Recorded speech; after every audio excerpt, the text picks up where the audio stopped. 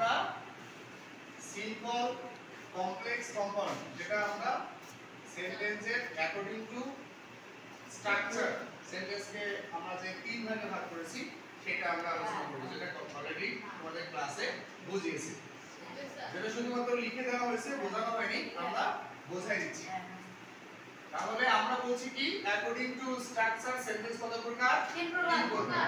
আমরা জানি আরো একটা সেন্টেন্সের প্রকারভেদ আছে, আছে কি না? কি আছে? অ্যাকর্ডিং টু মিনিং বা ফাংশন সেন্টেন্স কত প্রকার? তিন প্রকার। মিনিং অনুসারে সেন্টেন্স কত প্রকার? মিনিং অর্থ অনুসারে সেন্টেন্স কত প্রকার? অর্থ অনুসারে পাঁচ প্রকার। আর গঠন অনুসারে তিন প্রকার। তিন প্রকার কি কি? তাই তো? এইটা আমাদের চেঞ্জিং সেন্টেন্সে করতে হবে, কারণ কি একটা সেন্টেন্স থেকে আরেকটা সেন্টেন্স কি করতে হবে? আমাদেরকে পরিবর্তন করতে হবে। ধরো সিম্পলে আছে কমপ্লেক্স করো, আবার সিম্পল আছে কম্পাউন্ড করো, আবার এমনও হতে পারে কমপ্লেক্স আছে সিম্পল করো, কমপ্লেক্স আছে কি করো? কম্পাউন্ড করো। এরকম আছে কম্পাউন্ড আছে কমপ্লেক্স করো, কম্পাউন্ড আছে কি করো? সিম্পল করো। এইজন্য আমাদের কি ইন্টারসেন্স গুলো করতে হবে। এখানে তার আগে সবচেয়ে যে ইম্পর্টেন্ট কাজটা সেটা হচ্ছে এই তিনটা সেন্টেন্স আমরা অনেকে চিনিও না, চিনতে হবে, কাকে বলে সেটা জানতে হবে, তাই তো? তাহলে সেটা আমরা এই আজকের আলোচনায় আমরা সিম্পল কমপ্লেক্স কম্পাউন্ড নিয়ে আলোচনা করব, যাতে করে এই তিনটি সেন্টেন্স সম্পর্কে ধারণা থাকে এবং আমরা চেঞ্জিং এর সময় এটা সুন্দর করে ইন্টারসেন্স করতে পারি, তাই তো? তাহলে প্রথম যে সেন্টেন্সটা সেটা কি? Simple sentence. সিম্পল সেন্টেন্স কাকে বলে বলেন তো দেখি তোমরা?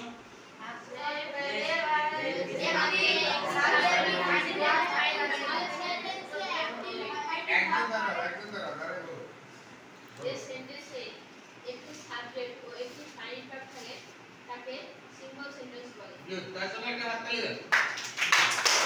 আমরা বলছি কি যে সেন্টেন্সে কি থাকে? একটি সাবজেক্ট একটি ফাইনাইট ভার্ব। এটা আমরা একটু বোঝার স্বার্থে উপরে লিখে দেই, তাহলে আছে সিম্পল সেন্টেন্স। তাহলে আমরা বলছি যে সিম্পল সেন্টেন্স কাকে বলে? যে সেন্টেন্সে একটি সাবজেক্ট আর একটা ফাইনাইট ভার্ব। তাহলে one subject and one finite verb থাকে, তাকে কি বলে? তাকে সিম্পল সেন্টেন্স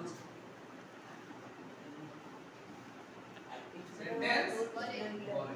যেমন আমরা একটা एग्जांपल দিয়ে দেখে, সে কি করে? cries for his mother, সে তার মায়ের জন্য কান্না করে। তাহলে এইখানে আমরা বলছি এটা সাবজেক্ট আর এটি হচ্ছে ফাইনাইট ভার্ব। ফাইনাইট ভার্বের সংজ্ঞাটা আমরা বলছি এভাবে যে ভার্ব সেন্টেন্সে বসে অর্থের সমাপ্তি ঘটায় এবং নাম্বার পারসন টেন্স অনুপাতে কি হয়? পরিবর্তন হয়, সেটাকে বলছি আমরা ফাইনাইট ভার্ব। ক্লিয়ার? বুঝতে পারছো? এই ভার্বটা ফাইনাইট ভার্ব, কারণ দেখে আরেকটা एग्जांपल দেখে আরো ক্লিয়ার হবে। আমরা I will cry, I will cry